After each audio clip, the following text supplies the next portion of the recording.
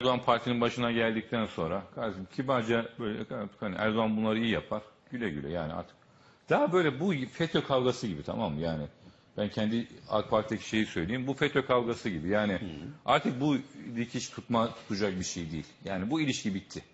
Artık AK Parti'nin bu radikal İslamcılarla da, yani bu Mavi Marmara'daki o manyak tipler, yani İsrail'e... Radikal değil onlar, siyasal Hayır, ya. kafadan İsrail düşmanı, kafadan Batı düşmanı, kafadan her şeye düşman bir tip var. Yani hani kadın, böyle garip garip tipler var böyle. Bunlarla da bu yolların ayrılması lazım.